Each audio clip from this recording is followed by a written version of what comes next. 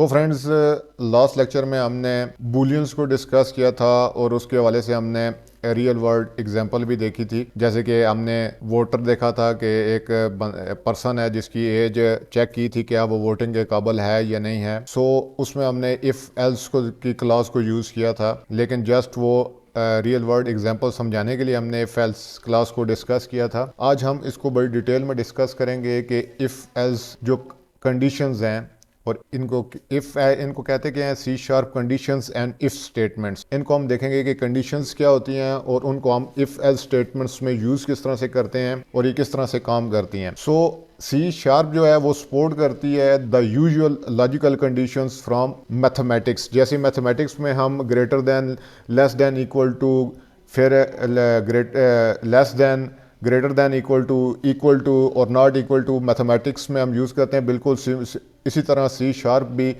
अपने अंदर जो है लॉजिकल कंडीशंस को सपोर्ट करती है।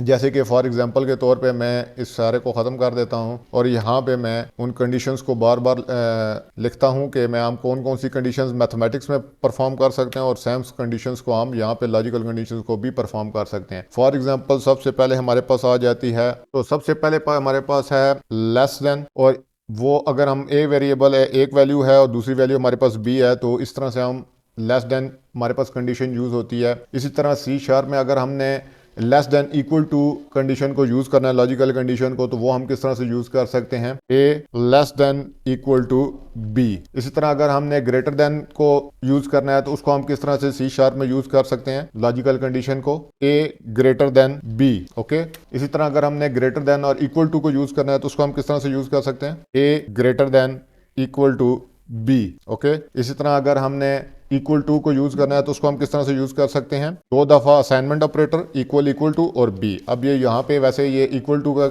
ऑपरेटर जो है आपने देखा है यहाँ पे भी हमने यूज़ किया है, इस जगह पे भी यूज़ किया है और यहाँ पे भी हम इसको यूज़ कर रहे हैं। तो बेसिकली ये काम क्या कर रहा है, ये काम कर रहा है यहाँ पे असाइनमेंट ऑपरेटर के तौर पे नहीं बल्कि लॉजिकल कंडीशन इक्वल टू के तौर पे काम कर रहा है कि ये चेक करेगा ए बी के इक्वल है या नहीं है। इसी तरह आखिरी स्टेटमेंट जो है लॉजिकल कंडीशन जो है वो क्या है, not equal to. Okay, A not equal to B. So ये डिफरेंट लॉजिकल कंडीशंस हैं जो मैथमेटिक्स में हम परफॉर्म करते हैं और इनको अगर हमने सी शार्प में परफॉर्म करना है तो वो हम इस तरह से परफॉर्म कर सकते हैं। Okay, so you can use these conditions to perform different actions from different decision. अगर इनके बेसिस पे अब जब इन लॉजिकल कंडीशंस को हम परफॉर्म करेंगे तो इनमें क्या डिफरेंट रिजल्ट्स आएंगे और डिफरेंट रिजल्ट की बेसिस पे हम डिफरेंट एक्शंस और डिफरेंट डिसीजंस ले सकते हैं। सो अब जो सी शार्प में कंडीशनल स्टेटमेंट्स की बात करें, ये तो लॉजिकल कंडीशंस थी ना।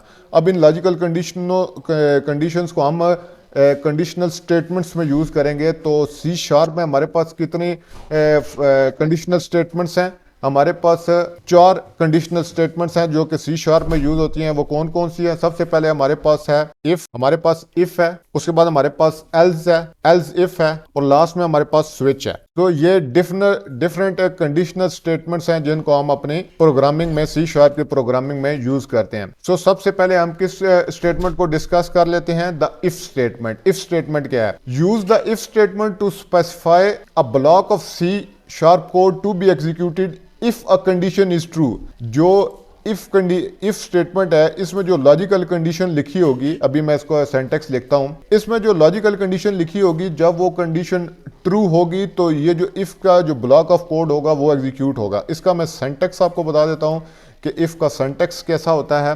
सबसे पहले आपके पास इफ स्टेटमेंट होती है, इफ का कीवर्ड होता है। ओके, उसके आगे आपके पास ब्रैकेट्स होती हैं और ब्रैकेट्स के अंदर कंडीशन होती है आपके पास, और कंडीशन की बेसिस के ऊपर क्या होता है हमारे पास जो ब्लॉक ऑफ कोड या ब्लॉक ऑफ कोड है करली ब्रैकेट्स में।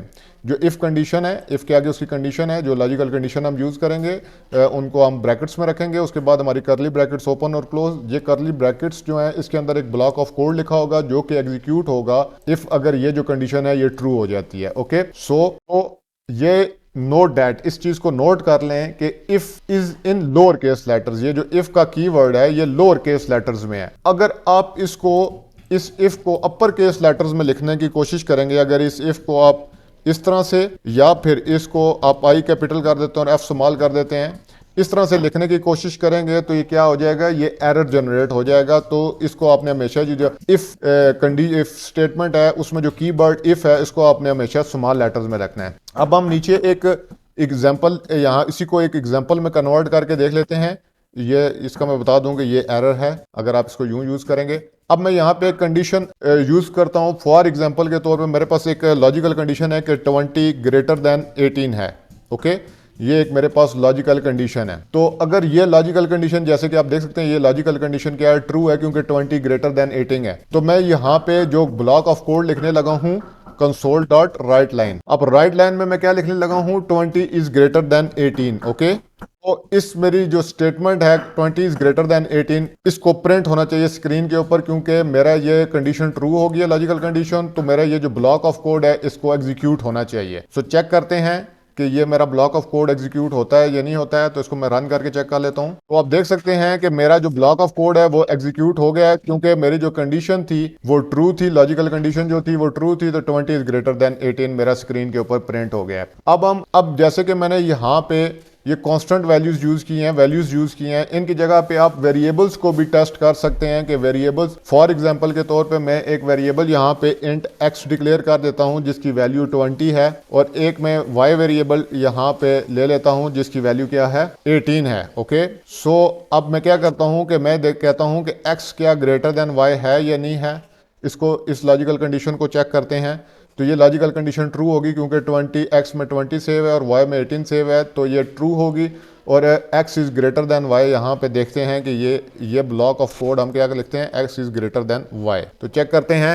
अब हमारा ये जो ब्लॉक ऑफ कोड है, ये जो करली ब्रैकेट्स के अंदर जो भी होगा वो ब्लॉक ऑफ कोड होगा, उसको एग्जीक्यूट होना चाहिए। सो हम स्टार्ट करते हैं इसको। तो आप देख सकते हैं कि x is greater than y हमारा कंसोल के ऊपर प्रिंट हो गया है। ओके, सो अब इस एग्जाम्पल को मैं अगर थोड़ा सा एक्सप्लेन करने की कोशिश करूं वेरिएबल्स को, तो क्या है कि इन दी एग्जाम्पल अब ये जो एग्जाम्पल हमने की है, हमने क्या दो वेरिएबल्स यूज किए हैं, एक वेरिएबल x है और एक वेरिएबल क्या है हमारे पास y है। To test whether x is greater than y, हमने ग्रेटर देन ये ऑपरेटर यूज किया है, ग्रेटर देन का। ओके, ये हमने ऑपरेटर यूज कर लिया है। एज, क्योंकि as x is 20 and y is 18 and we know that 20 is greater than 18, so we print to the screen x is greater than y. okay, अब हमने if statement का syntax भी देख लिया कि if स्टेटमेंट को हम लिखते किस तरह से हैं, और if स्टेटमेंट को हमने वैल्यूज के साथ भी उसके लॉजिकल कंडीशन को चेक कर लिया, और वेरिएबल्स को भी यूज करके हमने उसकी लॉजिकल कंडीशन को देखा है कि हम लॉजिकल कंडीशन किस तरह से लिख सकते हैं। अब इफ के साथ एल्स का होना बहुत ज़्यादा ज़रूरी है। अब एल्स स्टेटमेंट को हम डिस्कस कर लेते हैं। इफ स्टेटमेंट उम्मीद है आपको समझ आ गई होगी। हम एल्स स्टेटमेंट क्या है, अब हम यूज करते हैं एल्स स्टेटमेंट को to specify a block of code to be executed if the condition is false. अगर ये कंडीशन, ये जो हमारी कंडीशन है इफ कंडीशन, इसमें जो लॉजिकल कंडीशन लिखी है अगर ये फॉल्स हो जाती है तो फिर क्या होता है, फिर ये ब्लॉक ऑफ कोड हमारा एग्जीक्यूट नहीं होगा। तो फिर हमारा कौन सा ब्लॉक ऑफ कोड, जो हमने एल्स का ब्लॉक बनाया होगा उसमें जो डाटा लिखा होगा वो एग्जीक्यूट होगा। ओके, उसको मैं लिख लेता हूं। फॉर एग्जांपल के तौर पे एल्स ब्लॉक का मैं सिंटैक्स पहले आपको बता दूं। एल्स का कीवर्ड यूज होता है, सारा स्मॉल लेटर्स हैं, उसमें आगे उसका ब्लॉक ऑफ कोड होता है। जो ब्लॉक होता है उस ब्लॉक में क्या लिखा होता है, ब्लॉक में कोड लिखा होता है जिसको हमने एग्जीक्यूट करना होता है। ओके, तो अब आप देख सकते हैं ये एल्स के ब्लॉक का सिंटैक्स है। इसको मैं थोड़ा सा ऊपर कर लेता हूँ। ये एल्स के ब्लॉक का सिंटैक्स है, एल्स कीवर्ड और उसके आगे उसका ब्लॉक ऑफ कोड जो हमने एग्जीक्यूट करना है। अब यहाँ पे आप देखें, यहाँ पे हमने लॉजिकल कंडीशन यूज नहीं किया जैसे कि हमने इफ के ब्लॉक में इफ के स्टेटमेंट के केस में यूज की थी। उसके आगे ब्रैकेट्स थी और ब्रैकेट्स में हमने लॉजिकल कंडीशन यूज की थी। लेकिन एल्स के केस में ऐसा नहीं है। एल्स के केस में ऐसा क्यों नहीं है, क्योंकि हम चेक ये कर रहे हैं कि अगर जो इफ की जो लॉजिकल कंडीशन है वो अगर फॉल्स होती है तो ये पूरे का पूरा ब्लॉक एग्जीक्यूट ना हो, उसकी जगह एल्स वाला एग्जीक्यूट। अगर ये फॉल्स होगी तो फिर हम ये चलाना चाह रहे हैं, इसलिए इसकी कंडीशन की हमें ज़रूरत ही नहीं है। ओके, सो एल्स की किस तरह का सिंटैक्स है, एल्स कीवर्ड, उसका ब्लॉक ऑफ कोड, जिसमें हम वो ब्लॉक ऑफ कोड है जिसमें अगर इफ कंडीशन, ये वाली कंडीशन फॉल्स होती है तो हमारा ये एल्स का ब्लॉक चलेगा। ओके, इसको हम एक एग्जाम्पल से भी देख लेते हैं। सपोज कर लें हमारे पास एक वेरिएबल है टाइम का। ओके, सो यहाँ पे मैं इस वेरिएबल को खत्म कर देता हूँ और मेरे पास एक वेरिएबल है टाइम। ओके, इन टाइप का वेरिएबल है और टाइम में हमने 20 सेव किया हुआ है। अब हम चेक ये कर रहे हैं कि अगर टाइम, ये इफ की कंडीशन है, जो इफ अगर टाइम ग्रेटर देन क्या है, ग्रेटर देन 18 है। अगर टाइम क्या है ग्रेटर देन 18, या हम चेक कर लेते हैं टाइम ग्रेटर देन 18 नहीं है, अगर लेस देन 18 है, इस तरह मतलब डिफरेंट आप लॉजिकल ऑपरेटर्स लगा सकते हैं यहाँ पे। सो मैं चेक कर लेता हूँ टाइम अगर लेस देन 18 है सपोज कर लें, तो मैं क्या कंसोल के ऊपर क्या प्रिंट करा रहा हूँ, गुड डे। ओके, सो कंसोल के ऊपर मैं क्या प्रिंट करना चाह रहा हूँ, गुड डे। लेकिन अगर टाइम क्या है, अगर लेस देन 18 नहीं है, जैसे कि टाइम यहाँ पे 20 है, तो ये कंडीशन हमारी क्या हो जाएगी, फॉल्स हो जाएगी। तो हमारा किस ब्लॉक में आएगा, एल्स, एल्स क्लॉज में आएगा। और यहाँ पे क्या प्रिंट करेगा, यहाँ पे हम कंसोल पे प्रिंट कराते हैं कंसोल डॉट राइट लाइन, हम क्या प्रिंट कराते हैं, गुड इवनिंग। ओके, तो आप देख सकते हैं कि हमारे, अभी मैं इसको रन करके देखता हूँ, स्टार्ट करता हूँ, अब देख सकते हैं गुड इवनिंग प्रिंट हुआ है हमारी कंसोल के ऊपर। ऐसा क्यों हुआ है, इसको जरा एक दफा देख लेते हैं। हमने टाइम एक वेरिएबल लिया जो कि इन टाइप का था और उसमें हमने 20 सेव करा दिया।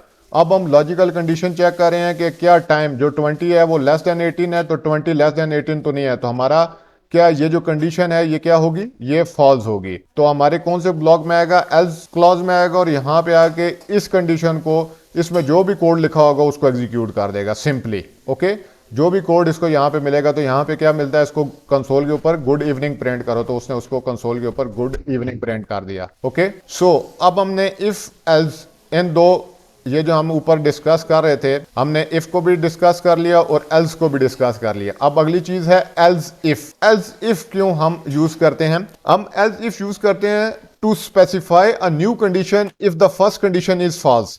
ओके, सो सपोज कर लें हमें हमारी जो रियल वर्ल्ड एग्जांपल्स में ऐसा सिनेरियो आ जाता है कि अगर एक कंडीशन ट्रू नहीं होती, तो हम एक और कंडीशन को चेक करते हैं कि क्या वो ट्रू है या नहीं है। अगर वो ट्रू नहीं होती तो हम एक और कंडीशन को चेक करते हैं क्या वो ट्रू है या नहीं है। और फिर हम उस जो भी कंडीशन ट्रू मिलती है हम उसको ब्लॉक ऑफ कोड, उसमें जो ब्लॉक ऑफ कोड लिखा होगा उसको एग्जीक्यूट करा देंगे। तो एज इफ भी इसी तरह से है कि अगर इफ वाली कंडीशन ट्रू नहीं होती तो हम एज इफ में लिखी हुई कंडीशन को, उसका मैं सेंटेक्स भी आपको बता दूं, यहाँ पे हम एज इफ में लिखी हुई कंडीशन को चेक करेंगे कि क्या वो ट्रू है या नहीं है। अगर वो ट्रू होती है तो उसका जो ब्लॉक ऑफ कोड होगा हम उसको एग्जीक्यूट करा देंगे। सो ये एज इफ आगे बिल्कुल सेम, यहाँ पे सिर्फ क्या होता है, एक एज कीवर्ड जो हमने उसका इजाफा करते हैं और उसके आगे इफ सेम और आगे कंडीशन, हमारे पास आगे क्या आ जाती है, कंडीशन आ जाती है। कंडीशन कोई भी हो सकती है हमारे पास। सो मैं यहाँ पे कंडीशन का ही वर्ड लिख लेता हूँ और कंडीशन के बाद उसका ब्लॉक ऑफ कोड आ जाता है। अब ये क्या होगा, ये block of code to be executed if the condition, ये जो कंडीशन है कंडीशन 1, इसको मैं कंडीशन 1 कर देता हूँ समझने के लिए। तो ये मेरी क्या होगी, ये कंडीशन 1 होगी अगर ये ब्लॉक ऑफ कोड एग्जीक्यूट होगा if the condition is true. Okay, so ये हमारा ब्लॉक ऑफ कोड एग्जीक्यूट होगा। अगर ये एल्स इफ क्या है कि अगर ये condition 1 block of code execute if condition 1 is false. Okay, so block of code to be executed if the condition 1, जो हमारे पास ऊपर कंडीशन है, कंडीशन 1 क्या हो जाती है, फॉल्स हो जाती है। कंडीशन 1 क्या हो जाती है, फॉल्स हो जाती है। और ये जो कंडीशन ट्रू है हमारी, कंडीशन 1 क्या हो जाती है, फॉल्स हो जाती है। और कंडीशन ट्रू हमारी क्या हो जाती है, ट्रू हो जाती है। And condition true is true. Okay, so हमारी कंडीशन 2 क्या हो जाती है, वो ट्रू हो जाती है। और अगर हमारी कंडीशन 1 भी फॉल्स हो जाती है और कंडीशन 2 भी फॉल्स हो जाती है, तो फिर हमारा एल्स क्लॉज चलेगी। तो block of code to be executed if condition 1 is false and condition 2 is false. Okay, तो हमारे ये एल्स क्लॉज चलेगी।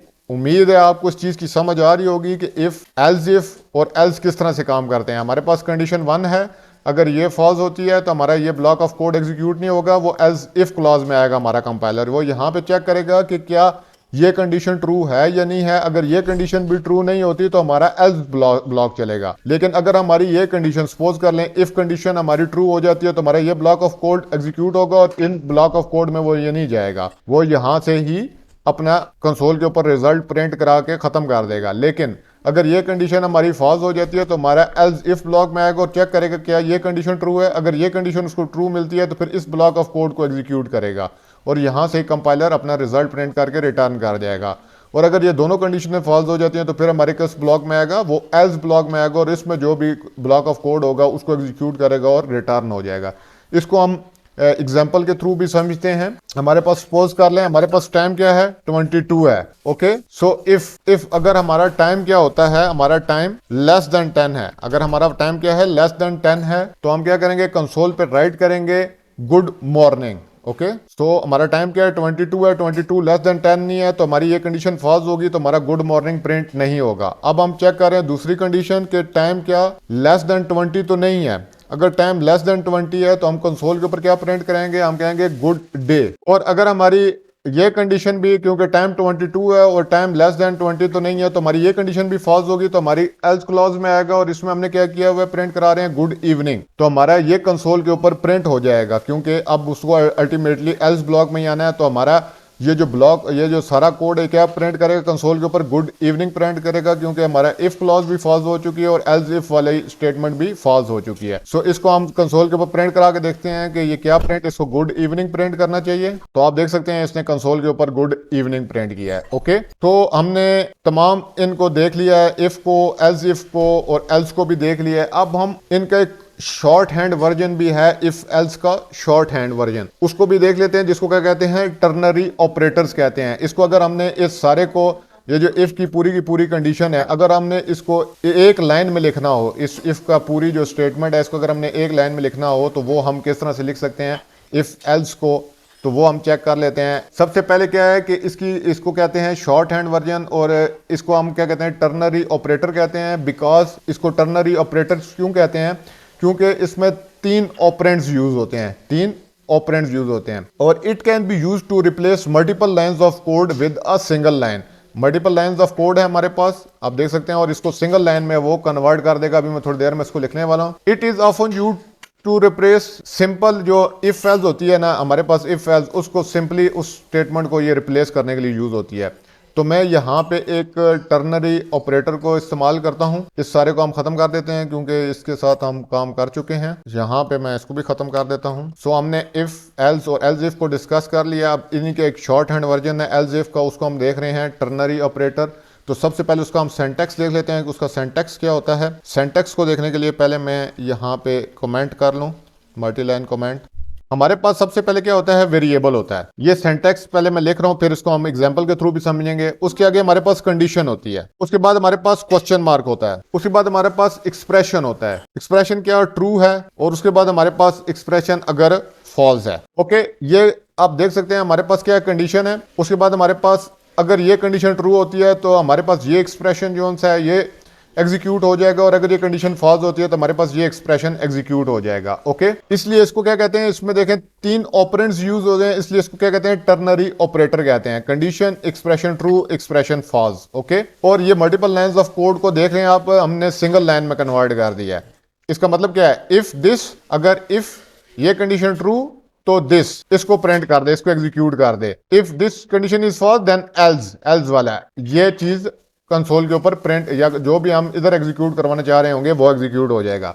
इसको मैं एक बहुत सिंपल तरीके से एग्जांपल से समझते हैं। फॉर एग्जांपल हमारे पास एक टाइम है, इंट, एक टाइम वेरिएबल है, और हमारे पास टाइम क्या हुआ है, 20 हुआ है। ओके, हमने उस वेरिएबल में 20 सेव कराया। अब मैं रिजल्ट्स में कुछ सेव करवाने जा रहा हूँ।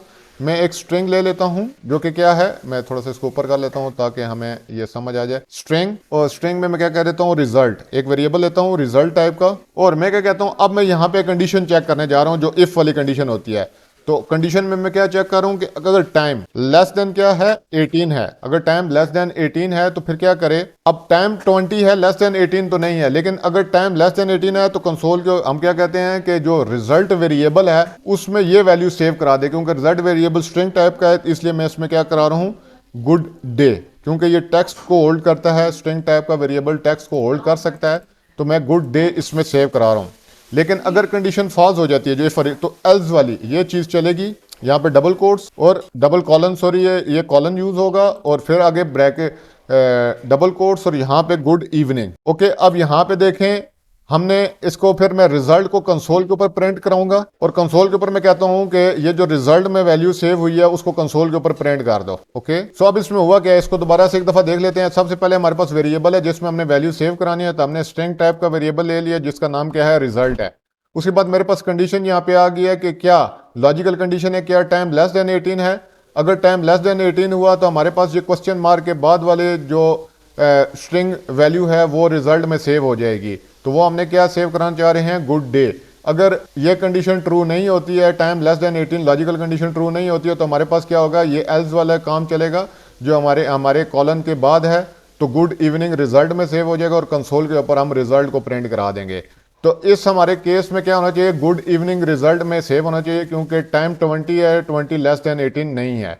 ओके, तो चेक कर लेते हैं। आप देख सकते हैं हमारे पास कंसोल के ऊपर क्या प्रिंट हो गया, गुड इवनिंग, क्योंकि हमारी कंडीशन फॉल्स हो गई थी। अगर हम हमारे पास जो वेरिएबल है इसमें अगर हम 17 सेव कराएं तो फिर देखते हैं क्या रिजल्ट प्रिंट होता है, गुड डे, क्योंकि हमारा 17 जो है वो लेस देन 18 है तो हमारी कंडीशन ट्रू हो जाएगी और हमारे जो क्वेश्चन मार्क के बाद वाली कंडीशन एक्सप्रेशन है वो हमारे पास रिजल्ट में सेव हो जाएगा। तो ये स्ट्रिंग रिजल्ट में सेव होनी चाहिए और रिजल्ट को हम कंसोल के ऊपर प्रिंट करा रहे हैं। तो चेक करते हैं। तो आप देख सकते हैं हमारे पास कंसोल के ऊपर गुड डे प्रिंट हो गया है। ओके, अब हमने इफ एल्स की तमाम फॉर्म देख ली है, इफ भी देख लिया, एल्स भी देख लिया, एल्स इफ भी हमने चेक कर लिया। अब हमने उसके अलावा टर्नरी ऑपरेटर्स को भी देख लिया है कि इफ एल्स को अगर हमने सिंगल लाइन में लिखना है तो वो टर्नरी ऑपरेटर को यूज करके लिख सकते हैं। ये शॉर्ट हैंड फॉर्म है इफ एल्स की। अब हम आखिरी स्विच को डिस्कस कर लेते हैं कि स्विच क्या चीज है। स्विच स्टेटमेंट ये है कि हमने बहुत सारे ब्लॉक्स ऑफ कोड लिखे होते हैं और उसको स्विच स्टेटमेंट को हम इसलिए यूज करते हैं कि उन ब्लॉक ऑफ कोड्स में से हमने किसी एक ब्लॉक ऑफ कोड को एग्जीक्यूट करवाना हो तो उसके लिए हम स्विच को यूज करते हैं। Use the switch statement to select one of the many code blocks to be executed. Okay, switch का सिंटैक्स समझना हमारे लिए बहुत ज्यादा जरूरी है। तो सबसे पहले मैं उसका सिंटैक्स यहाँ पे डिस्कस कर लेता हूँ। तो हम इसको क्या कर देते हैं, यहाँ से ख़त्म कर देते हैं। तो इसके अलावा मैं इसको भी यहाँ से ख़त्म कर देता हूँ। तो स्विच का सिंटैक्स समझना बहुत ज़्यादा ज़रूरी है।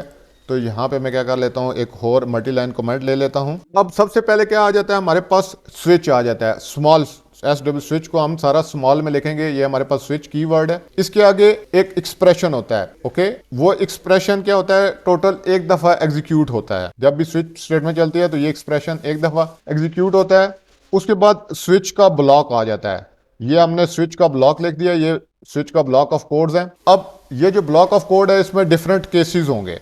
ओके, और हर केस का अपना ब्लॉक होगा। ठीक है, ये स्विच का पूरा ब्लॉक है और इसके अंदर जो मैं अब केसेस लिखने जा रहा हूँ, सपोज कर लें हमारे पास केस एक्स है। केस एक्स लिख के डॉट, ये सिंटैक्स भी साथ साथ हम समझ रहे हैं और साथ साथ देख रहे हैं कि ये स्विच काम किस तरह से करता है। तो स्विच हमारे पास कीवर्ड, उसके आगे ब्रैकेट्स में एक्सप्रेशन, उसके बाद स्विच का ब्लॉक स्टार्ट हो जाता है और यहाँ पे स्विच का ब्लॉक एंड हो जाता है। और उसके बाद इसके अंदर मल्टीपल ब्लॉक्स होते हैं जिनको हम केसेस कहते हैं। सो केस कीवर्ड, आगे उसका एक्सप्रेशन एक्स और एक वैल्यू, कांस्टेंट वैल्यू होगी एक्स हमारे पास, या एक्सप्रेशन होगा ट्रू फॉल्स होगा। ओके, उसके बाद हम कह इसमें ब्लॉक ऑफ कोड आ जाएगा, इसका कोड ब्लॉक आ जाएगा जो कि एग्जीक्यूट होगा अगर ये जो एक्सप्रेशन है इसका रिजल्ट्स इस केस के साथ मैच हो जाते हैं तो हमारा ये ब्लॉक ऑफ कोड एग्जीक्यूट होगा और इसके नीचे इसकी ब्रेक होगी। अभी हम थोड़ी देर में देखते हैं कि ये ब्रेक जो कीवर्ड है ये क्या काम करता है। इसी तरह हमारे पास एक और ब्लॉक ऑफ कोड होगा, उसको हम क्या कह देंगे, केस वाई कह देंगे और इसका ब्लॉक ऑफ कोड एग्जीक्यूट हो जाएगा। और आखिर में हमारे पास दोबारा से इसकी ब्रेक भी होगी और इसके बाद लास्ट में हमारे पास एक और हम ब्लॉक केस ले लेते हैं और उसके केस अगर हम z डिफाइन कर दें, मतलब मल्टीपल केसेस हो सकते हैं, जितने मर्जी केसेस आप लगाना चाहे आप लगा सकते हैं। और लास्ट में क्या होता है, लास्ट में हमारे पास डिफॉल्ट होता है। ओके, डिफॉल्ट कीवर्ड किस लिए यूज होता है, अगर कोई भी केस इसमें से मैच नहीं होता हमारे एक्सप्रेशन के रिजल्ट के साथ तो हमारा क्या हो जाता है, हमारा डिफॉल्ट का कोड ब्लॉक एग्जीक्यूट हो जाता है और उसके बाद हमारा जो और इसका अपना एक ब्रेक है। तो ये सिंटैक्स है हमारे स्विच स्टेटमेंट का। स्विच एक्सप्रेशन केस, जहां पे एक्सप्रेशन का रिजल्ट अगर किसी भी इसमें से किसी भी केस के साथ मैच हो जाता है तो वो उस केस का ब्लॉक एग्जीक्यूट हो जाएगा और उसके बाद ब्रेक हो जाएगी, स्विच स्टेटमेंट ब्रेक हो जाएगी। और अगर इसमें से कोई ना केस एक्स मैच होता है, ना केस वाई मैच होता है, ना केस जेड इस एक्सप्रेशन के साथ मैच होता है तो हमारा जो डिफॉल्ट केस है वो हर सूरत में चलेगा और उसका ब्लॉक ऑफ कोड एग्जीक्यूट हो जाएगा और उसके बाद हमारी जो स्विच स्टेटमेंट है वो ब्रेक हो जाएगी। अब ये this is how its work, ये इस तरह से काम करती है कि the switch expression is evaluated once. ये जो एक्सप्रेशन है ये एक दफा ही इवेल्युएट होता है। इसका जो रिजल्ट आता है, the value of the expression, इसके जो वैल्यू का रिजल्ट या आता है वो कंपेयर्ड होता है हर केस के साथ, compared with the values of each case की वैल्यूज के साथ कंपेयर होता है। If there is a match, अगर कोई मैच आता है तो जो एसोसिएटेड ब्लॉक ऑफ कोड होता है वो एग्जीक्यूट हो जाता है।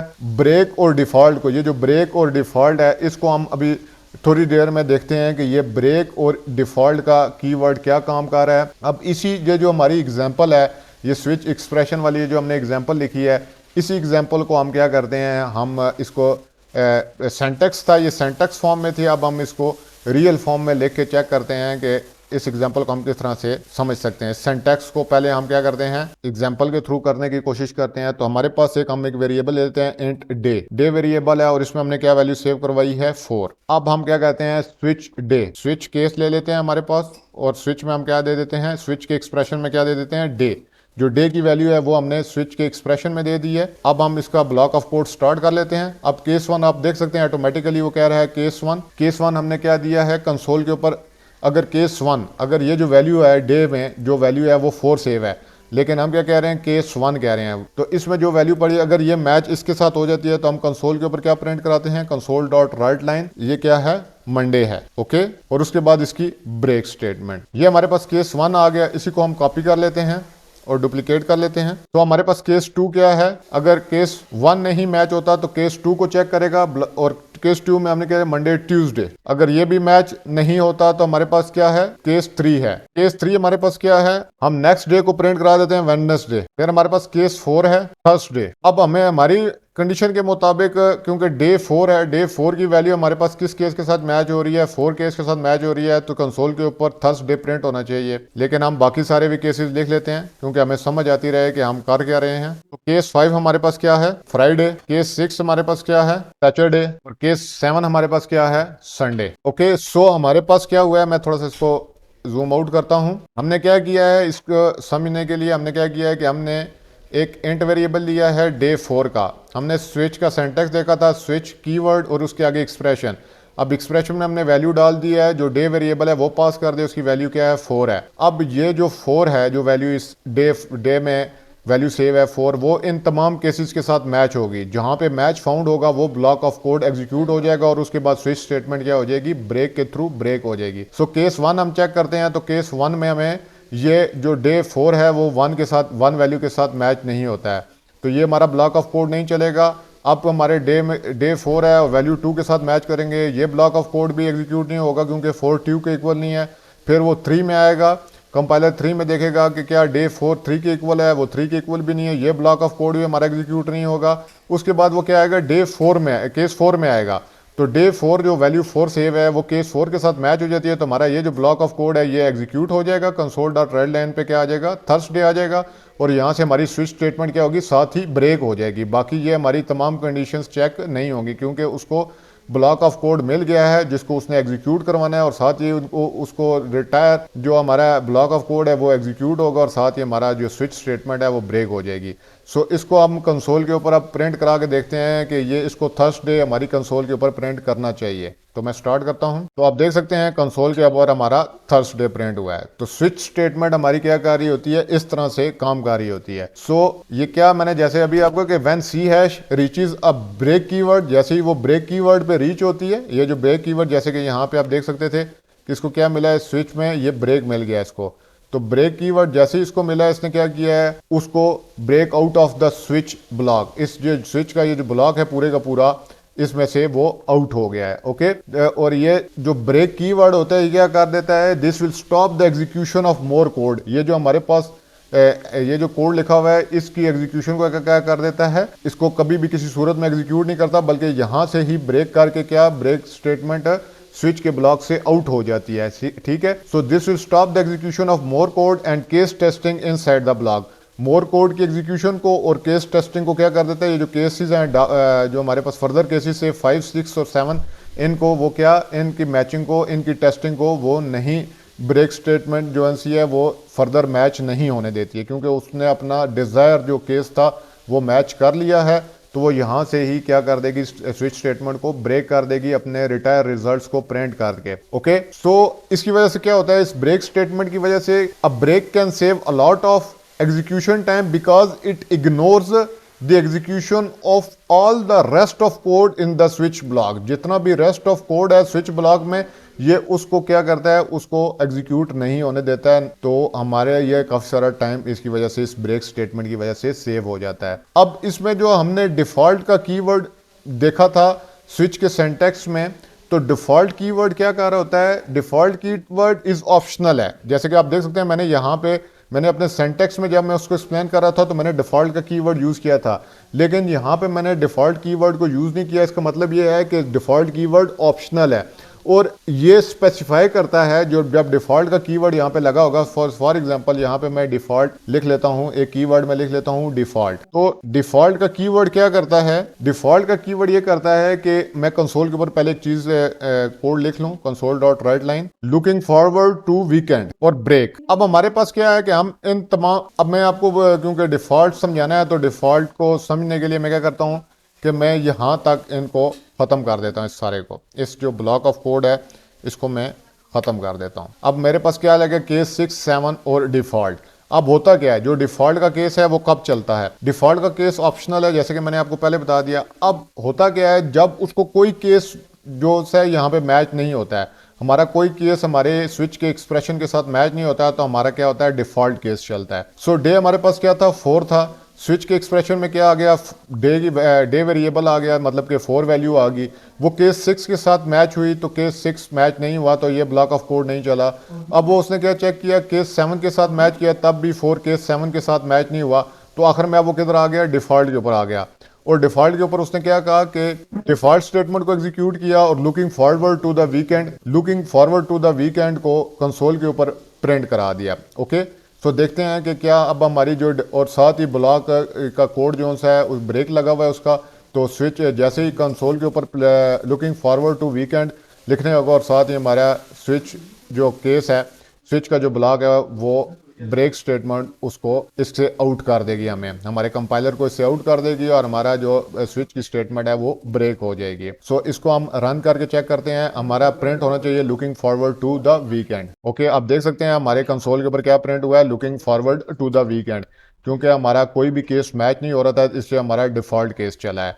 और डिफ़ॉल्ट के चलते सारी हमारी ब्रेक स्टेटमेंट है स्विच ब्लॉक को क्या कर दिया, ब्रेक कर दिया है। सो हमने तमाम स्टेटमेंट्स जो कंडीशनल स्टेटमेंट्स थी, हमने इफ़ को डिस्कस कर दिया, एल्स को डिस्कस कर लिया, एल्स इफ और स्विच, तमाम स्टेटमेंट्स को डिस्कस कर लिया है। अब हम अगली चीज़ डिस्कस करने वाले हैं, अब हमने अगली चीज़ डिस्कस करनी है लूप्स। तो लूप्स, अब हमने लूप्स को डिस्कस कर लेते हैं, क्योंकि अब हम ने इफ एल्स और स्विच स्टेटमेंट्स को डिस्कस कर लिया है। तो अब हमारी जो अगली चीज जो डिस्कस करने वाली थी वो थे लूप्स। सो लूप्स क्या होते हैं, loops can execute a block of code as long as specific condition is reached. जब तक कोई स्पेसिफिक कंडीशन रीच नहीं होती तब तक वो एक ब्लॉक ऑफ कोड को एग्जीक्यूट कराते रहते हैं, जब तक कोई कंडीशन मैच नहीं होती। ओके, सो अभी मैं इसका सेंटेक्स भी लिखूंगा, लेकिन लूप्स के बारे में एक और चीज के, loops are handy because they save time, reduce error and they make code more readable। loops का ये benefits होती हैं हमें कि एक तो ये क्या करते हैं, हमारे लिए हैंडी होते हैं क्योंकि ये एक हमारा टाइम को सेव कर देते हैं। उसके बाद दूसरी चीज़ के ये एरर्स को बहुत ज़्यादा रिड्यूस कर देते हैं और हमारे कोड को मोर रीडेबल बना देते हैं। ओके, सो सबसे पहले जो लूप डिस्कस करने वाला है वो है हमारे पास C# में वाइल लूप। सो हमें इसको मैं खत्म कर देता हूं यहां से और हम वाइल लूप को डिस्कस कर लेते हैं कि हमारे पास वाइल लूप क्या है। सो इस सारे को मैं यहां से खत्म कर देता हूं क्योंकि हमने कंडीशनल्स को देख लिया है, सारी चीजों को डिस्कस कर लिया है। सो सबसे पहले हम लूप्स के हवाले से वाइल लूप को देखते हैं। अच्छा, वाइल लूप क्या करता है, वाइल लूप कुछ इस तरह से काम करता है कि ये ब्लॉक ऑफ कोड को तब तक एग्जीक्यूट कराता रहता है जब तक एक स्पेसिफाइड कंडीशन ट्रू नहीं हो जाती। इसका अगर मैं सेंटेक्स लिखूं तो इसका सेंटेक्स कुछ इस तरह से है। इसको पहले मैं कमेंट्स कर देता हूं ताकि सेंटेक्स हमें सही तरह से समझ आ जाए। सो हमारे पास इसका वाइल का कीवर्ड यूज होता है स्मॉल वाइल, उसके आगे हमारे पास क्या होती है, कंडीशन होती है। ठीक है, जिस तरह इफ एल्स में हमारे पास एक कंडीशन होती है, एक लॉजिकल कंडीशन होती है, यहाँ पे वाइल लूप में भी एक लॉजिकल कंडीशन होती है हमारे पास। और उसके बाद उसका ब्लॉक ऑफ कोड होता है, वाइल लूप का ब्लॉक ऑफ कोड होता है जिसमें हमारे पास कर्ली ब्रैकेट्स स्टार्ट होती हैं और कर्ली ब्रैकेट्स एंड। सो ये ब्लॉक ऑफ कोड क्या होता है, एग्जीक्यूट होता रहता है। अच्छा, ये जो ब्लॉक ऑफ कोड है ये तब तक एग्जीक्यूट हमारा होता रहता है, code block to be executed. तो हमारा ये जो वाइल का लूप है ये इस तरह से काम करता है कि हमारे पास वाइल, उसके आगे लॉजिकल कंडीशन, अगर जब तक ये कंडीशन ट्रू नहीं होती तब तक हमारा ये जो ब्लॉक ऑफ कोड है ये एग्जीक्यूट होता रहता है, ये एग्जीक्यूट होता रहता है, ये कंडीशन जब तक ट्रू नहीं होती। इसको अगर हम एग्जाम्पल के थ्रू समझें, मैं ये सेंटेक्स को यहाँ पे लिखा रहने देता हूँ और इसी सेंटेक्स को मैं एग्जाम्पल के थ्रू अभी लिखता हूँ कि फॉर एग्जाम्पल के तौर पे हमारे पास एक इंट वेरिएबल है i और उसको मैंने क्या किया है, उसको 0 वैल्यू दी है। अब मैं वाइल का लूप यहाँ पे चलाने लगा हूँ, मैं वाइल कीवर्ड यूज कर लिया और आगे मैंने क्या लिखा, वाइल जब तक कंडीशन हमारे पास क्या है, कंडीशन है कि i is less than 5, okay, i is less than 5। जब तक i लेस देन 5 है तो ये जो ब्लॉक ऑफ कोड है इसको तुम कंसोल के ऊपर क्या प्रिंट कराते रहो। सपोज कर ले मैं ये इसी कंसोल के ऊपर क्या प्रिंट कराते रहो, कंसोल डॉट राइट लाइन आई को कंसोल के ऊपर प्रिंट कराते रहो, और आई प्लस प्लस, ओके। सो इसको समझ लें एक दफ़ा कि हमने एक इंट आई का वेरिएबल उसको 0 से इनिशियलाइज कर दिया, और वाइल के लूप में हमने कंडीशन आई, लॉजिकल कंडीशन है कि आई लेस देन 5। ये कंडीशन जब तक ट्रू नहीं होती है हमारा ये जो ब्लॉक ऑफ कोड है ये एग्जीक्यूट होता रहेगा। अब होता क्या है कि आई लेस देन 5 है, आई 0 है, यस 0 इज लेस देन 0 क्या है, लेस देन 5 है, तो ये हमारी कंडीशन क्या होगी, लेस देन 5, 0 लेस देन 5 है, तो ये हमारी कंडीशन क्या होगी, ट्रू होगी। तो कंसोल के ऊपर क्या प्रिंट हुआ हमारे पास, कंसोल के ऊपर i is equal to 1 print हुआ। इसके बाद दोबारा से क्या आया, i प्लस प्लस हुआ, तो प्लस प्लस का मैंने आपको बताया था कि i में प्लस प्लस का मतलब क्या है कि i, इसका मतलब यही है कि i is equal to i plus 1, ओके, इसका सेम मीनिंग है। सो i में 0 प्लस 1 हुआ तो i 1 हो गया, दोबारा से लूप हमारा ऊपर गया और यहाँ पे दोबारा से चेक हुआ क्या 1 लेस देन 5 है, yes 1 is less than 5, condition हमारी ट्रू होगी। कंसोल के ऊपर i is equal to 2 print हो गया नेक्स्ट लाइन में। उसके बाद दोबारा हमारे पास i में प्लस प्लस हुआ तो i में 1 था, 1 प्लस 1 2 हो गया, दोबारा से कंडीशन हमारी मैच हुई। तो जहाँ पे कंडीशन हमारी फॉल्स कब होगी, जब हमारा i 5 के इक्वल हो जाएगा। तो 5 इज लेस देन 5 तो नहीं है, तो हमारा ये जो वाइल लूप है ये क्या हो जाएगा, खत्म हो जाएगा और हमारे कंसोल के ऊपर 0 से लेकर 4 तक वैल्यू प्रिंट हो जाएगी। तो इसको हम एक दफा चेक कर लेते हैं। तो आप देख सकते हैं हमारे पास 0 से लेकर 4 तक वैल्यू कंसोल के ऊपर प्रिंट हो गई है। तो उम्मीद है इस वाइल लूप की आपको समझ आ गई होगी कि जब तक कोई ये जो कंडीशन, ये जो लॉजिकल कंडीशन है, जब तक ये ट्रू रहती है तब तक हमारा वाइल लूप चलता रहता है। जैसे ही ये कंडीशन फॉल्स हो गया हमारा वाइल लूप क्या हो जाएगा, ब्रेक हो जाएगा, खत्म हो जाएगा। ओके, सो वाइल लूप में क्या चीज है कि हमने आई प्लस प्लस लाजमी यूज करना है। डू नॉट, ये साइड नोट कर लें कि आपने ये आई प्लस प्लस लाजमी करना है, क्योंकि do not forget to increase the variable used in the condition. ये जो वेरिएबल हमने यूज किया होता है इसको इंक्रीज करना किसी भी सूरत में नहीं बोलना, क्योंकि अदरवाइज हमारा जो लूप है वो कभी भी एंड नहीं होगा, क्योंकि आई हमेशा 0 रहेगा और 0 लेस देन 5 होगा, तो ये ब्लॉक ऑफ कोड हमारा अनलिमिटेड टाइम क्या होता रहेगा, एग्जीक्यूट होता रहेगा। सो आई को प्लस प्लस करना बहुत ज्यादा यहाँ पे जरूरी था। सो ये वाइल लूप का जस्ट इतना सा ही है। अभी इसी की एक और फॉर्म है, उसको कहते हैं डू वाइल लूप। अब डू वाइल लूप क्या है कि डू वाइल लूप एक वेरिएंट है वाइल लूप का। This loop will execute the code block once. एक दफा ये जो कोड ब्लॉक होता है उसको एक दफा एग्जीक्यूट लाजमी करता है बिफोर चेकिंग द कंडीशन। ये जो कंडीशन यहाँ पे हमने लिखी हुई है इस कंडीशन को पहले ब्लॉक ऑफ कोड को एग्जीक्यूट पहले करता है और बाद में इस कंडीशन को चेक करता है। एक दफा इस ब्लॉक ऑफ कोड को लाजमी रन करता है, उसके बाद वो कंडीशन को चेक करता है और then it will repeat the loop, और उस लूप को उस टाइम तक रिपीट करता रहता है जब तक कंडीशन ट्रू रहती है। इसका सेंटेक्स मैं आपको एक दफा दिखा दूं। डू वाइल का सेंटेक्स ये है कि हमारे पास ये जो कीवर्ड है यहाँ पे वाइल, ये कीवर्ड हमारे पास यहाँ से खत्म होके हमारे पास यहाँ पे चला आता है और यहाँ पे हमारे पास क्या हो जाता है, यहाँ पे डू का कीवर्ड यूज होता है। तो सेंटेक्स क्या है, डू कीवर्ड, उसके आगे ब्लॉक ऑफ कोड, हमारे पास ब्लॉक ऑफ कोड, और उसके बाद वाइल की हमारे पास कंडीशन यूज हो जाती है। वाइल का कीवर्ड, उसके आगे हमारे पास लॉजिकल कंडीशन, और यहाँ पे जो भी ब्लॉक ऑफ कोड हमने लिखा होगा वो एग्जीक्यूट होगा। अब आप इसको देखें कि ये क्या कर रहा है।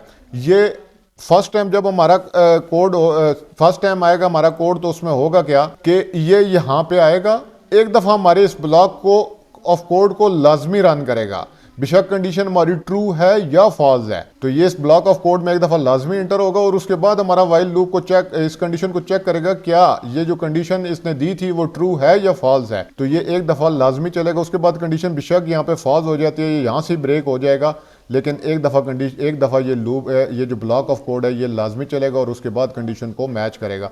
और जब तक वो कंडीशन मैच नहीं, जब तक वो कंडीशन ट्रू रहेगी हमारा ये जो ब्लॉक ऑफ कोड है ये चलता रहेगा। जैसे ही हमारी कंडीशन फॉल्स होगी ये ब्लॉक ऑफ कोड हमारा क्या हो जाएगा, ब्रेक हो जाएगा और इससे आगे हमारा कंपाइलर चला जाएगा। सो इसका अगर मैं सेंटेक्स लिखूं तो सेंटेक्स में इसी को दोबारा से लिख लेता हूं। ये अपनी जो मेरी वाइल की जो वाइल का कीवर्ड है और उसके आगे जो मैंने लॉजिकल कंडीशन लिखी हुई थी उसको मैं यहाँ पे ले जाता हूँ और यहाँ पे मैं क्या कर लेता हूँ, डू कीवर्ड लिख लेता हूँ। तो सिंपल इज दैट, ओके। और इसके आगे मैंने सेमी कॉलन। सो ये मेरे पूरे का पूरा क्या है, ये मेरा डू वाइल लूप है। अब इसको भी मैं प्लस प्लस लाजमी कर रहा हूँ, लेकिन ये एक दफ़ा इंटर लाजमी हुआ है तो आई 0 था, तो ये एक दफ़ा इसने आई को 0 कंसोल के ऊपर प्रिंट किया, फिर चेक किया क्या 0 इज़ लेस दैन 5 है, yes it is 0 is less than 5, तो इसने क्या किया, इसको आई को क्या किया, कंडीशन ट्रू हुई, दोबारा वापस ऊपर गया, दोबारा कंसोल के ऊपर क्या इसने प्रिंट किया, 0 प्रिंट किया, उसके बाद आई में प्लस प्लस किया। ओके, सो क्या किया, 0 सबसे पहले हमारा प्रिंट हुआ, कंसोल के ऊपर हमारा 0 प्रिंट हुआ। अब दोबारा से इसको देख लें, 0 आई 0 है, हमारा कंसोल के ऊपर 0 प्रिंट हुआ है, क्योंकि आई में वैल्यू 0 थी, आई में प्लस प्लस हुआ, आई में प्लस प्लस होने की वजह से आई क्या हो गया, हमारे पास आई 1 हो गया। अब आई क्योंकि 0 + 1 is equal to 1, while loop में गया, चेक किया क्या 1 लेस देन 5 है, यस 1 इज लेस देन 5, दोबारा से ऊपर गया, दोबारा से कंसोल के ऊपर क्या उसने किया, 1 को प्रिंट किया, और उसके बाद 1 में फिर 1 प्लस किया तो 2 हो गया, दोबारा से कंडीशन को चेक किया। जैसे ही हमारा आई 5 होगा, हमारा ये डू वाइल लूप ख़त्म हो जाएगा और ये ब्लॉक ऑफ कोड मज़ीद एग्जीक्यूट होना बंद हो जाएगा। सो इसको मैं रन कर लेता हूँ, ये 0 से लेकर 4 तक वैल्यूज़ कंसोल के ऊपर प्रिंट करेगा, तो चेक करते हैं। तो आप देख सकते हैं इसने भी 0 से लेकर 4 तक वैल्यूज़ कंसोल के ऊपर प्रिंट की हैं। ओके, सो यहाँ पे भी आपने आई प्लस प्लस को आई प्लस प्लस करना नहीं भूलना है, आई में लाजमी आपने एक इंक्रीमेंट लाजमी करना है, क्योंकि अगर जो वेरिएबल आपने यहाँ पे इस कंडीशन में दिया हुआ है, अगर आप उसको इंक्रीमेंट नहीं करेंगे तो ये जो डू वाइल लूप है ये भी अनलिमिटेड टाइम तक चलता रहेगा, क्योंकि आई की वैल्यू 0 है, 0 + 1 हुआ 1, 1 हमेशा लेस देन क्या रहेगा, 5 रहेगा, तो आज प्लस प्लस करना आपने भूलना नहीं है किसी भी सूरत में, क्योंकि 0 हमेशा लेस देन क्या रहेगा, 5 रहेगा। तो इसको हमने लाजमी एक ना एक जगह पे जाके इस कोड ब्लॉक ऑफ कोड को हमने बंद करना होता है, तो जब तक ये कंडीशन फॉल्स नहीं होगी ये कभी भी लूप हमारा बंद नहीं होगा। ओके, अब आ जाते हैं, हमने वाइल लूप को डिस्कस कर लिया, डू वाइल लूप को डिस्कस कर लिया है, तो यहाँ पे अब हमारे पास एक और लूप है जिसको क्या कहते हैं हम, फॉर लूप। फॉर लूप का सिंटैक्स पहले देख लेते हैं कि फॉर लूप का हमारे पास सिंटैक्स किस तरह से है। तो हम फॉर लूप का सिंटैक्स यहाँ पे देख लेते हैं, हम इस सारे को ख़त्म कर देते हैं और यहाँ पे हम क्या करते हैं, अपने फॉर लूप का सिंटैक्स देते हैं। सबसे पहले जो फॉर लूप है वो क्या करता है कि ये एग्जैक्टली हमने एक लूप को कितनी दफा, एक जो ब्लॉक ऑफ कोड है उसको हमने एग्जैक्टली कितनी दफा चलाना है, वो भी ये फॉर का लूप वही काम करता है कि when you know exactly how many times you want the loop through a block of code. So हमने एक लूप से एक ब्लॉक ऑफ कोड को कितनी दफा चलाना है, उसके लिए हमें अगर एग्जैक्टली पता है तो उसके लिए हम क्या यूज करते हैं, फॉर लूप को यूज करते हैं इंस्टेड ऑफ वाइल लूप। हमें पता है कि इस जो ब्लॉक ऑफ कोड है इसको हमने 5 टाइम्स रन करना है, तो हमें एग्जैक्टली पता है कि इसको हमने 5 टाइम्स ही रन करना है, तो उसके सूरत में हमने क्या, हम फॉर लूप यूज करेंगे instead of while loop. While loop की बजाय हम क्या यूज करेंगे, फॉर लूप यूज करेंगे। फॉर लूप का सिंटैक्स क्या है, सबसे पहले हमारे पास आ जाता है फॉर का कीवर्ड, उसके बाद हमारे पास स्टेटमेंट आती है। ये स्टेटमेंट क्या करती है, ये हमारे वेरिएबल को इनिशियलाइज करने के लिए इस्तेमाल होती है। उसके बाद हमारे पास स्टेटमेंट 2 आती है, जिसमें हमारे पास क्या होती है, लॉजिकल कंडीशन होती है जो कि मैच होती है। और उसके बाद हमारे पास स्टेटमेंट 3 आती है जो कि बार बार एग्जीक्यूट होती है। और उसके बाद हमारे पास जो फॉर लूप का जो ओपन और क्लोज ब्रैकेट्स हो जाती हैं। और उसके बाद हमारे पास फॉर लूप का ब्लॉक आ जाता है, ब्लॉक ऑफ कोड, जिसको हमने फॉर लूप के थ्रू बार बार एग्जीक्यूट कराना होता है। ओके, सो यहाँ पे हमारे पास क्या आ जाता है, इसका ब्लॉक ऑफ कोड आ जाता है। ओके, सो फॉर लूप के उम्मीद है आपको यहाँ तक सिंटैक्स समझ आ गया होगा। फॉर का keyword, open brackets, close brackets, statement 1 जो कि वेरिएबल को इनिशियलाइज करेगी, स्टेटमेंट 2 हमारे पास लॉजिकल कंडीशन होगी जो कि चेक होगी कि क्या हमारी कंडीशन ट्रू है ये, और ये हमारी जो स्टेटमेंट 3 है ये बार बार चलती रहेगी और हमारा ये जो ब्लॉक ऑफ कोड है ये एग्जीक्यूट होता रहेगा। सो फॉर के लूप को हम एक दफ़ा दोबारा से देख लें कि फॉर का लूप हम तब यूज़ करते हैं जब हमें पता होता है कि हमने ये जो ब्लॉक ऑफ कोड है इसको एग्जैक्टली कितनी दफ़ा हमने चलाना है। तो वाइल लूप की जगह हम फिर कौन सा लूप यूज़ करते हैं, फॉर लूप यूज़ करते हैं। अब इसको हम ज़रा एक एग्जांपल के थ्रू भी समझने की कोशिश करते हैं। सपोज कर लें हमने क्या किया है कि हम फॉर का लूप लिखते हैं, फॉर का कीवर्ड, उसके आगे उसकी कंडीशन में हमने क्या कहा था कि सबसे पहले जो वेरिएबल हम यूज़ कर रहे हैं उसको इनिशियलाइज करेंगे। तो हम आई का वेरिएबल ले रहे हैं और इसको 0 से इनिशियलाइज कर रहे हैं। ओके, उसके बाद हमारे पास सेमीकॉलन, उसके बाद स्टेटमेंट 2 जो कि लॉजिकल स्टेटमेंट होगी, जैसे कि वो क्या चेक करेगी, I is less than logical 5। Okay, क्या आई लेस देन 5 है, और उसके बाद आई प्लस प्लस, और console dot write line I. So ये क्या करेगा, आई को इनिशियलाइज कर दिया 0 से, 0 लेस देन 5 है, आई में एक प्लस कर दिया उसने, आई को 1 कर दिया और कंसोल के ऊपर साथ ही नीचे ब्लॉक ऑफ कोड में क्या प्रिंट कराया उसने, आई इज 0। अगली स्टेटमेंट में आया आई हमारा 1 हो चुका था, तो हमारा 1 दोबारा से इसके साथ, ये मैंने आपको कहा था कि ये एक ही दफ़ा चलेगा, तो ये आई 0 से हमारा इनिशियलाइज हो गया था। अब हमारा ये बार बार ये कंडीशन और ये कंडीशन एक दफ़ा मैच होगी और ये हमारा कोड, सो ये दोनों चलते रहेंगे बार बार। तो हमारा क्या हुआ, सबसे पहले आई 0 से इनिशियलाइज हुआ, आई चेक हुआ क्या 0 लेस दैन 5 है, उसने कहा यस 0 इज़ लेस दैन 5। उसने क्या किया, कंसोल के ऊपर 0 को प्रिंट कराया और फिर उसने क्या किया, अगली स्टेटमेंट आई में प्लस प्लस किया। ओके, सो आई 1 हो गया, दोबारा से चेक हुआ क्या 1 लेस दैन 5 है, यस 1 इज़ लेस दैन 5। ये हमारा ब्लॉक ऑफ कोड चला और फिर दोबारा क्या हुआ, आई में प्लस प्लस हुआ। सो ये इस तरह से काम करता है, सबसे पहले ये, फिर हमारा ब्लॉक ऑफ कोड और फिर आई प्लस प्लस, फिर हमारा ये लॉजिकल कंडीशन चेक हुई, फिर हमारा कंसोल पे ब्लॉक ऑफ कोड एग्जीक्यूट हुआ और उसके बाद आई में प्लस प्लस हुआ। सो चेक करते हैं क्या ये कंसोल के ऊपर अब ये 0 से लेकर 4 तक वैल्यूज को कंसोल के ऊपर प्रिंट करना चाहिए। तो इसको हम चेक कर लेते हैं। तो आप देख सकते हैं 0 से लेकर 4 तक वैल्यूज हमारी कंसोल के ऊपर प्रिंट हो गई। अब हम अगर एक नदर एग्जाम्पल लें तो हम क्या करते हैं, हम इसी को क्या करते हैं, आई को हम इनिशियलाइज कर देते हैं 0 से और आई को हम लेस दैन इक्वल टू 10 कर देते हैं। तो हमारा जो आई लेस दैन इक्वल टू 10 कर देते हैं और आई प्लस प्लस ये क्या कर रहा था, 1 प्लस कर रहा था। अब हम क्या कहते हैं, आई इसको दो तरीकों से लिख सकते हैं, आई प्लस इज इक्वल टू 2 कि आई में 2 प्लस करो, इसको मैं क्या कह रहा था, एडिशन असाइनमेंट ऑपरेटर इसको कहते हैं। ये जो पूरे का पूरा मैंने लिखा है आई प्लस इज इक्वल टू, इसको एडिशन असाइनमेंट ऑपरेटर कहते हैं। ये आई में 2 प्लस करेगा। ओके, सो इसको इस तरह से भी लिख सकते हैं और इसको अगर इस तरह से लिखना चाहते हैं आई प्लस 2 तो इस तरह से भी लिख सकते हैं। अब ये आई में 1 प्लस करने की बजाय क्या 2 प्लस करेगा। सो इससे होगा क्या, अब इससे होगा ये कि हमारी जो कंसोल है उसके ऊपर जो आई की वैल्यूज हैं वो क्या आई में 2 प्लस प्लस होके प्रिंट होगा, तो हमारे पास इवन वैल्यूज जो आई की हैं वो तमाम की तमाम कंसोल के ऊपर प्रिंट होंगी। सो चेक करते हैं कि इवन वैल्यूज क्या हैं, 0 2 4 6 8 और 10, क्योंकि हमने इक्वल टू का भी साइन डाला हुआ है। सो चेक करते हैं कंसोल के ऊपर हमारे क्या प्रिंट होता है। सो आप देख सकते हैं 0 2 4 6 8 और 10 हमारा कंसोल के ऊपर प्रिंट हुआ है। इसको हम देख लेते हैं ये प्रिंट किस तरह से हुआ है। मैंने आपको कहा था कि सबसे पहले हमारा आई इनिशियलाइज हो गया 0 से, ये एक ही दफ़ा, ये जो हमारा ब्लॉक ऑफ कोड है ये टोटल एक दफ़ा चलेगा। ये जो छोटा सा हमारा एक्सप्रेशन स्टेटमेंट है, मैं ब्लॉक ऑफ कोड किया गया हूँ, ये जो स्टेटमेंट 1 है ये फर्स्ट टाइम ही सिर्फ चलती है फॉर के लूप में और ये सिर्फ वेरिएबल को इनिशियलाइज कराती है। उसके बाद हमारी ये जो कंडीशन है ये चलती है और ये करती क्या है, ये देखती है कि क्या लॉजिकल कंडीशन जो है हमारी वो ट्रू है या नहीं है। आई 0 से इनिशियलाइज हुआ है तो 0 लेस दैन इक्वल टू 10 है, यस आई, तो हमारा क्या है, ये जो ब्लॉक ऑफ कोड है ये क्या हुआ है, चला है। ये ब्लॉक ऑफ कोड चला है तो हमारा 0 कंसोल के ऊपर प्रिंट हुआ है। उसके बाद उसने क्या किया, 0 प्लस 2 किया है तो हमारे पास आई में 2 वैल्यू सेव हो गई है। अब दोबारा से वो इस कंडीशन के ऊपर आया है तो उसने चेक किया क्या 2 लेस दैन इक्वल टू 10, उसने कहा yes 2 is less than equal to 10, तो उसने इस ब्लॉक ऑफ कोड को एग्जीक्यूट किया है और 2 कंसोल के ऊपर प्रिंट किया है। उसके बाद दोबारा उसमें 2 प्लस 2 कर दिया है तो ये 4 हो गया और 4 दोबारा से इधर आया, 4 लेस दैन इक्वल टू 10 है, तो फिर हमारा ये ब्लॉक ऑफ कोड चला है तो 4 कंसोल के ऊपर प्रिंट हो गया और यहाँ पे फिर दोबारा गया है। उसने देखा है 4 प्लस 2 क्या हो गया, 6 हो गया, 6 इज लेस दैन 10, उसने चेक किया यस 6 इज लेस दैन 10, उसने कंसोल के ऊपर 6 प्रिंट किया, फिर दोबारा से इधर चला गया, 6 plus 2 8 is yes 8 is less then 10, ये कंडीशन मैच हुई, कंसोल के ऊपर 8 प्रिंट हुआ और दोबारा से इधर किया चला गया। अब इधर क्या आया, दोबारा से हमारे पास क्या आया है 10 plus 2 8 plus 2 10 yes 10 is less 10 is equal to 10, हमारा कंसोल के ऊपर ये प्रिंट हुआ 10 प्रिंट हुआ और दोबारा 10 प्लस 2 इज 12, यहाँ पे गया 12 is not less than equal, तो हमारा ये फॉर का लूप क्या हो गया, ब्रेक हो गया और हमारे कंसोल के ऊपर 0 से लेकर 10 तक इवन नंबर्स प्रिंट हो गए। अब हम ये जो नेस्टेड लूप्स हैं, ये तो फॉर का लूप हमने एक सिंगल फॉर का लूप डिस्कस किया है, हम नेस्टेड लूप्स भी चला सकते हैं कि हम एक लूप के अंदर अनदर लूप को चलाएं। ओके, और इसको क्या कहते हैं, नेस्टेड लूप्स कहते हैं, लूप के अंदर लूप।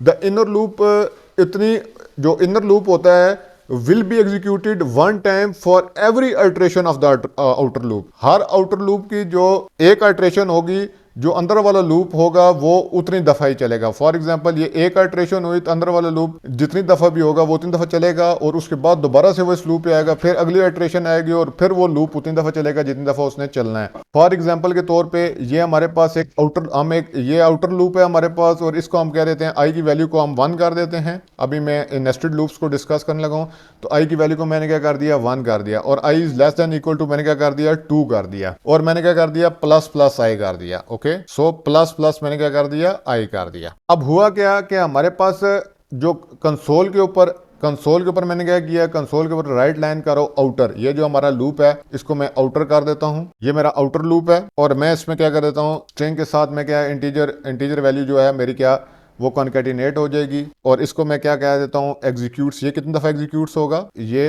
2 टाइम एग्जीक्यूट होगा, एग्जीक्यूट्स 2 टाइम्स। ओके, अब एक मैं इनर लूप, ये एग्जीक्यूट 2 टाइम्स क्यों होगा, क्योंकि आई की वैल्यू 1 है और लेस देन इक्वल टू 2 एक 1 के लिए ये लूप चलेगा और एक जब आई की वैल्यू 2 के इक्वल होगी तो 2 दो दफा चलेगा और तीसरी दफा ये नहीं चलेगा क्योंकि आई की वैल्यू 3 हो चुकी होगी और 3 लेस देन इक्वल टू 2 नहीं है। अब मैं इनसाइड नेस्टेड लूप लिखता हूँ फॉर, इसको क्या कहते हैं, इसको मैं मैं कमेंट कर देता हूँ, ये हमारा आउटर लूप है, हमारा आउटर लूप है और अब मैं यहाँ पे जो डिफाइन करने जा रहा हूँ वो हमारा इनर लूप है। ओके, और यहाँ पे भी क्या सेम फॉर का लूप हमने यूज किया है फॉर और मैं एक वैल्यू लिखता हूँ इंट जे और उसको मैं इनिशियलाइज किससे करता हूँ, उसको मैं 1 से इनिशियलाइज करता हूँ। ओके, और जे में मैं क्या करता हूँ, J is less than equal to 3।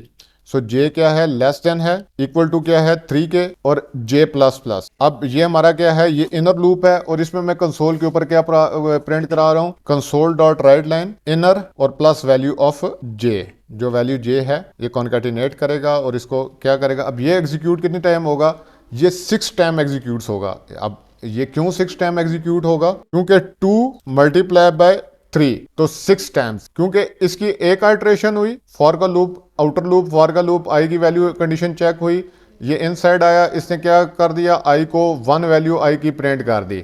उसके बाद ये लूप चलता रहा, ये लूप अपने तमाम आइट्रेशंस पूरी करेगा, उसके बाद ये दोबारा से ऊपर जाएगा और यहाँ पे चेक करेगा क्या अब आई की value 2 is less than equal to 2, दोबारा से इधर अंदर आएगा, यहाँ पे आई की वैल्यू 2 प्रिंट करेगा और दोबारा से ये लूप अपनी आइट्रेशंस पूरी करेगा और उसके बाद दोबारा से यहाँ पे बाहर जाएगा। सो ये अपनी आइट्रेशंस 3 टाइम्स पूरी करता है और ये 2 टाइम्स, तो 3 2 आर 6, तो हमारा जो इनर लूप है वो 6 टाइम्स रन हुआ है और जो हमारा आउटर लूप है वो जस्ट 2 टाइम्स एग्जीक्यूट हुआ है। ओके, सो 6 और 2। अब हम इसको कंसोल के ऊपर प्रिंट कराते हैं कि ये कंसोल के ऊपर हमारा क्या प्रिंट करता है। तो आप देख सकते हैं हमारा जो आउटर लूप है वो कितनी दफा एग्जीक्यूट हुआ है, 1 दफा, और आउटर लूप 2 दफा, 1 और 2। लेकिन जो हमारा इनर लूप है वो 1 2 3 4 5 और 6 टाइम्स हमारा इनर लूप चला है, 1 दफा, 1 2 3 और 4 5 6।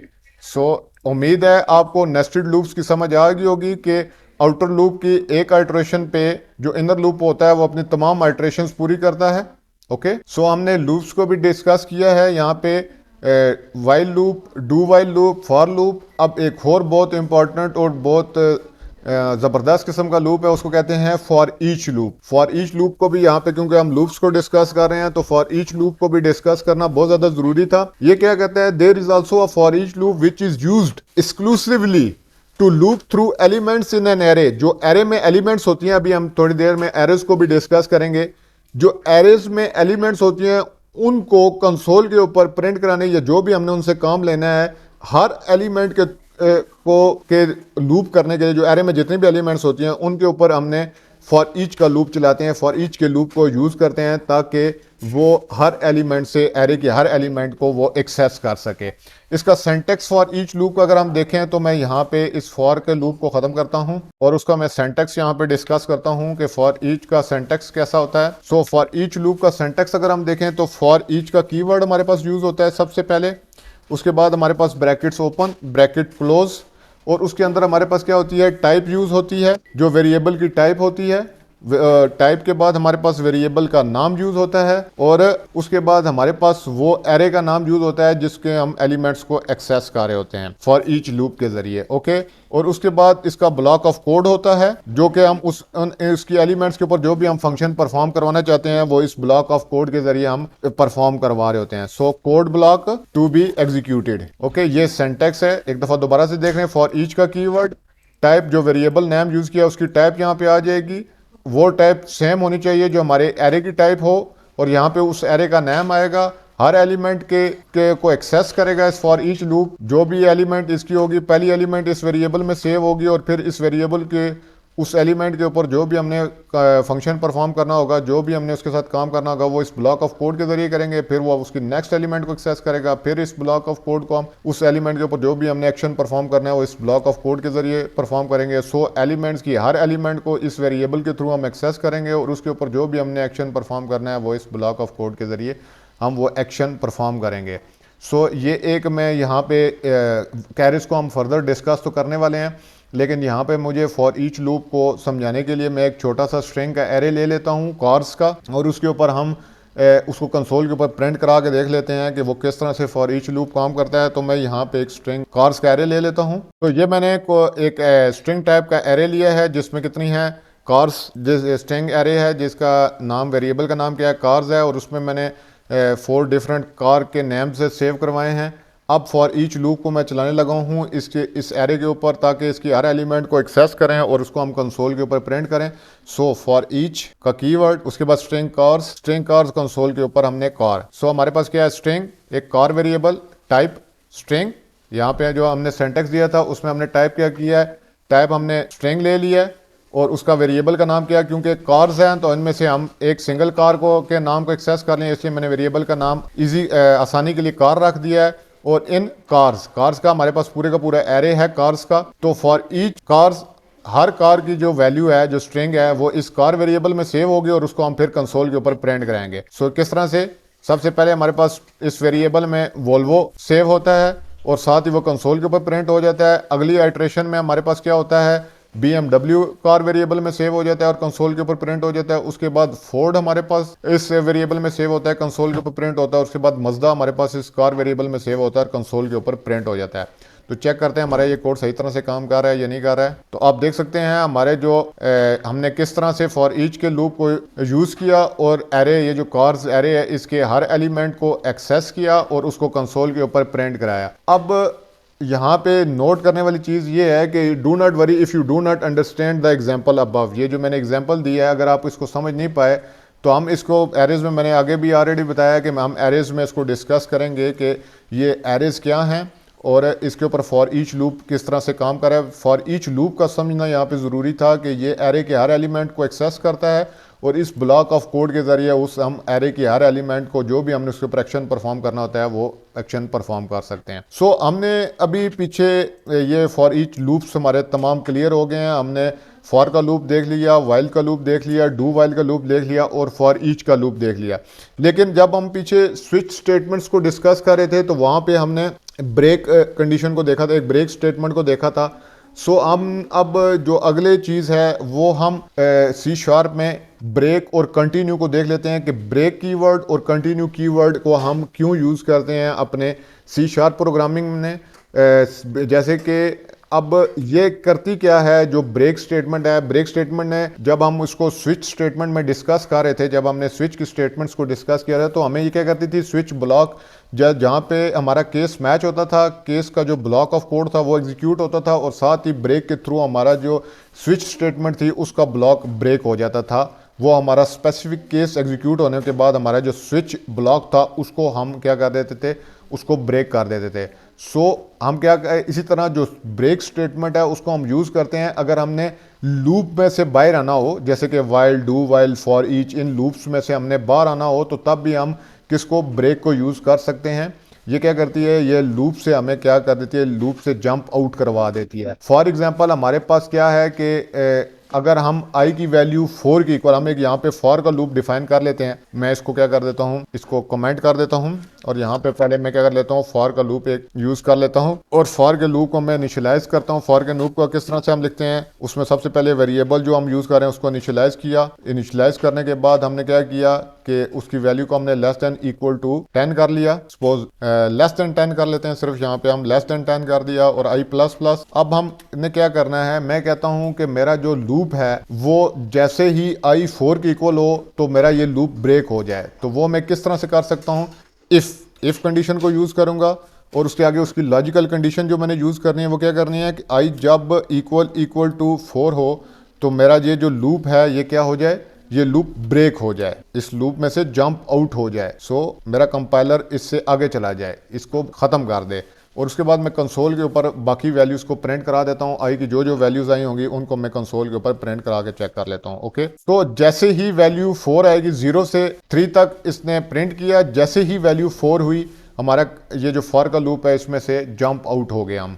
तो चेक करते हैं क्या हमारा ये काम ब्रेक इस तरह से ही काम करता है या नहीं। तो आप देख सकते हैं हमारा जो लूप जैसे ही इसको 4 वैल्यू मिली है, आई 4 के बराबर हुआ है, तो उसने इफ कंडीशन हमारी ट्रू हो गई और हमारा ये जो फॉर का लूप है ये ब्रेक हुआ है और हम जंप आउट कर गए हैं इस फॉर के लूप में से। ओके, अब कंटिन्यू किस तरह से काम करता है। ब्रेक को तो हमने डिस्कस कर लिया, एक कीवर्ड है कंटिन्यू। कंटिन्यू क्या करता है, जो कंटिन्यू स्टेटमेंट है वो ब्रेक करती है वन आइट्रेशन को, एक आइट्रेशन को ब्रेक करती है in the loop if a specific condition अगर कोई स्पेसिफिक कंडीशन अकर होती है तो वो एक दफा आइट्रेशन को क्या करती है, ब्रेक करती है लूप में, और उसके बाद वो कंटिन्यू कर देती है। वो उसके बाद हमारा क्या होता है, हमारा कोड जो होता है वो कंटिन्यूसली चलने लग पड़ता है, फॉर का लूप उसी तरह से ही चलेगा। So next iteration. सो अभी अगर मैं कंटिन्यू को एग्जांपल के थ्रू समझाने की कोशिश करूं तो जैसे कि यहाँ पे मैंने ब्रेक किया तो यहाँ पे मैं कंटिन्यू यूज करता हूं, तो ब्रेक की जगह मैंने कंटिन्यू यूज किया तो एक हाइट्रेशन जो सी है मेरी वो ब्रेक होगी। मतलब जैसे ही आई 4 के इक्वल होगा तो ये मेरी जो 4 वाली हाइट्रेशन है वो नहीं चलेगी। वो क्या करेगा, वो यहाँ से ही लूप को, इसकी जो नीचे जो ब्लॉक है, ये जो पूरा फॉर का ब्लॉक है ये क्या करता है, ये नहीं चलेगा। जैसे ही ये कंडीशन मैच होगी ये यहां से जंप करके कंपाइलर को यहाँ पे फॉर लूप के इधर स्टार्टिंग में ले जाएगा। सो मतलब हमारा जो कंसोल के ऊपर 4 है वो प्रिंट नहीं होगा, उसकी जगह अब हमारा उससे अगला लूप की जो आइट्रेशन है 5 वो कंसोल के ऊपर प्रिंट होगा। सो दोबारा समझ लें, जो हमारा कंटिन्यू का जो कीवर्ड है वो ये क्या करता है कि जैसे ही कंडीशन मैच होती है और कोई लॉजिकल कंडीशन मैच होती है तो हमने अगर उसमें कंटिन्यू का कीवर्ड यूज़ करता है तो एक दफ़ा ये आइट्रेशन को क्या करता है, ब्रेक करता है एक दफ़ा जस्ट, और उसके बाद हमारा दोबारा से लूप उसी तरह से ही कंटिन्यू हो जाता है। इसका मतलब क्या है कि फॉर का लूप जैसे ही आई, जो फॉर में लूप में जो वेरिएबल आई है वो 4 के इक्वल होगा तो हमारा जो लूप है वो यहाँ से ही अपना ब्लॉक ऑफ कोड, इसमें फर्दर जो लाइन्स ऑफ कोड हैं उनको नहीं एग्जीक्यूट करेगा, बल्कि फॉर का लूप दोबारा यहाँ पे स्टार्टिंग में चला जाएगा और यहाँ से अब हमारा 4 नहीं प्रिंट होगा बल्कि अगली आइट्रेशन 5 प्रिंट होगी कंसोल के ऊपर। उम्मीद है इस चीज़ की आपको समझ आ गई होगी। मैं इसको स्टार्ट करके देख लेता हूँ। तो आप देखें यहाँ पे हमारे पास क्या हुआ, हमारे पास 0 से लेकर 3 तक वैल्यूज प्रिंट हुई, लेकिन जैसे ही 4 आई तो हमारा ये जो कंसोल वाइज जो लाइन्स ऑफ कोड थी इस कंटिन्यू के बाद, इस ब्लॉक ऑफ कोड, इफ के ब्लॉक ऑफ कोड के बाद जो हमारे पास लाइंस ऑफ कोड था वो नहीं चला, क्योंकि हमारा लूप जो है वो यहाँ से ही ब्रेक हो गया, दोबारा नेक्स्ट आइट्रेशन पे चला गया। तो 5, 6, 7, 8, 9 हमारे पास कंसोल के ऊपर प्रिंट हो गया। ओके, तो हमारे पास क्या हो गया, अब हम कंटिन्यू, ये जो ब्रेक और कंटिन्यू स्टेटमेंट्स हैं इनको हमने फॉर लूप में भी देख लिया, इनको हम वाइल लूप में भी यूज कर सकते हैं, डू वाइल लूप में भी यूज कर सकते हैं।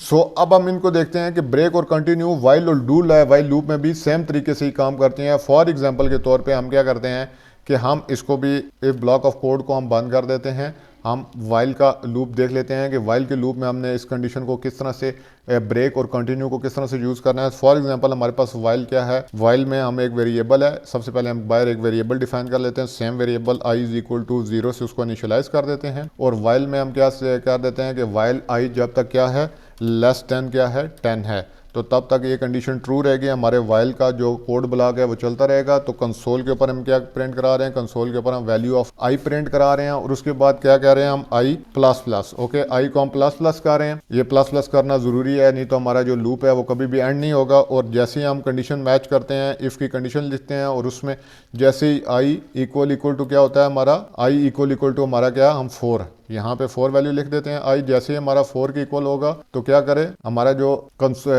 स्टेटमेंट है, ब्रेक की स्टेटमेंट हम यहाँ पे यूज कर लेते हैं, ब्रेक का कीवर्ड यूज कर लेते हैं हम, तो ब्रेक। और अब हम देखते हैं कि कंसोल के ऊपर क्या प्रिंट होता है, क्योंकि जब हमारी ये वैल्यू 4 के इक्वल होगी तो हमारा जंप आउट हो जाएगा, हम इसमें से जंप आउट हो जाएंगे। वाइल जैसे ही 4 के इक्वल आई वेरिएबल होगा वाइल की कंडीशन में, तो हमारा ये जो वाइल का लूप है ये ब्रेक हो जाएगा और इसमें से जंप आउट हो जाएंगे। सो चेक करते हैं हम इसको, कंसोल पे हमने 4 तक वैल्यू प्रिंट करानी है। सो हमारे पास 0 से लेके 3 तक हमारे पास कंसोल के ऊपर वैल्यूज प्रिंट हुई, जैसे ही आई इज टू 4 हुआ हमारा वाइल लूप ब्रेक हो गया और इससे आगे उसने हमारा जो कंपाइलर है वो जंप आउट हो गया। अब हमारा कंपाइलर की तरफ पहुंच गया है कि रीड की, जैसे ही वो कोई की रीड करेगा तो ये हमारा कंपाइलर क्लोज हो जाएगा, प्रोग्राम क्लोज हो जाएगा। अब अगर हमने इसमें कंटिन्यू को यूज़ करना है तो कंटिन्यू को हम किस तरह से यूज़ करेंगे, हमारे पास सेम है।